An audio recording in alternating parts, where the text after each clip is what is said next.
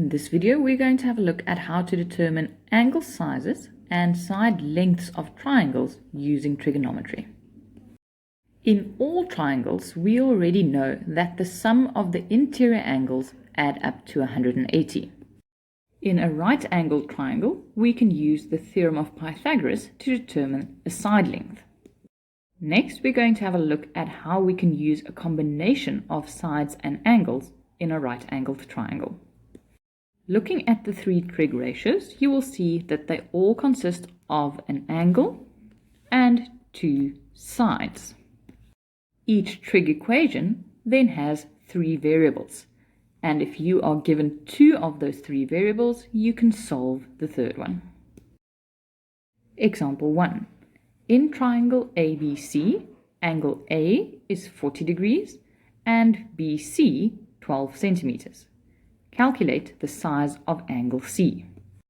To calculate angle C, we can use the interior angles of a triangle. So we will say 180 minus the 90 degrees of the right angle and the 40 degrees at angle A. Our reason will be interior angles of a triangle. And this means that angle C is 50 degrees. In question 2, we now need to determine the length of side AB.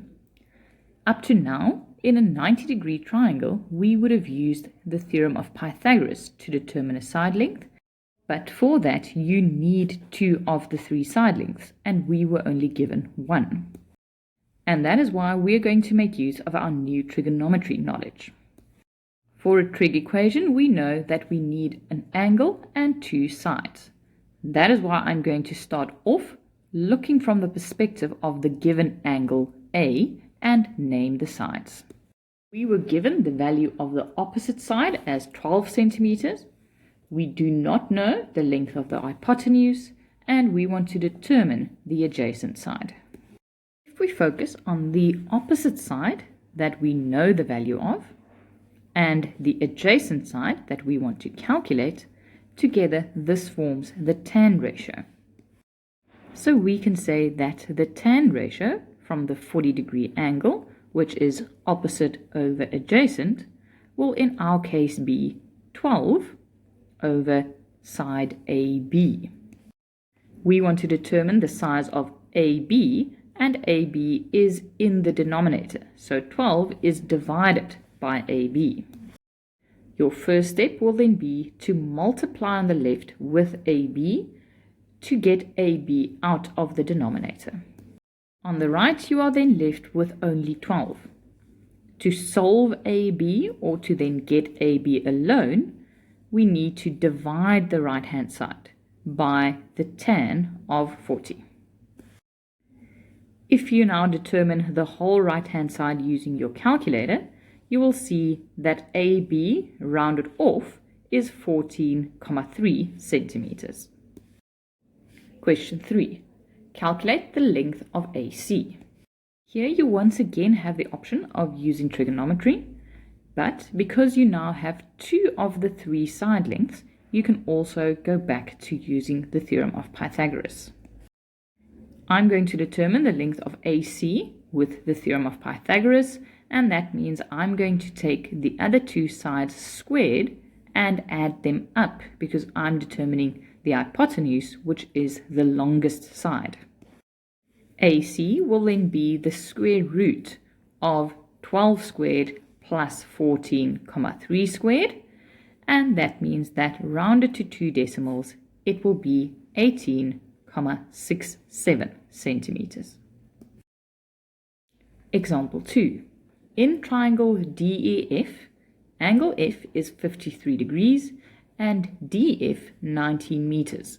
Calculate the length of X. We need to determine a side length, and once again we cannot use the theorem of Pythagoras because we only have one side length. This means we need to determine which angle we have information on, and that is angle F. This means angle F will be our reference angle. From angle F, we have the hypotenuse, and we want to determine the adjacent side. adjacent and hypotenuse together form the cos ratio. So we are going to work with the cos ratio of the angle 53, and cos is the adjacent over hypotenuse. So adjacent in our case is x and the hypotenuse is 19. The x we want to solve this time is in the numerator. That means we want to get rid of the divided by 19 to solve this x. To do that, we will have to multiply by 19 on the left-hand side. If you now determine the whole left-hand side using your calculator, you will see that x is 11,43 meters. Example 3. In triangle ABC, AC is 30 and BC 25. Calculate the size of theta. In this example, we did not receive any angle sizes other than the right angle, but we received two side lengths. Because we want to determine angle A or theta, this angle will be our perspective when naming the sides. This means we received the opposite as well as the hypotenuse side lengths, and opposite and hypotenuse together form the sine ratio. We are going to determine the sine ratio of angle theta, and sine is opposite over hypotenuse, which in our case is 25 over 30. Now you need to remember that when determining an angle size on your calculator, you need to press the shift button. So when saying shift sine of 25 over 30, you will find that the angle size is 56,44 degrees.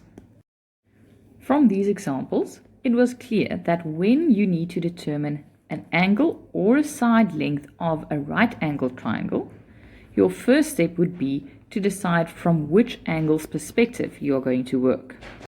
Next, you need to name the sides from that perspective and use them to determine which trig ratio you will have to work with. From there, you need to solve the unknown angle or side.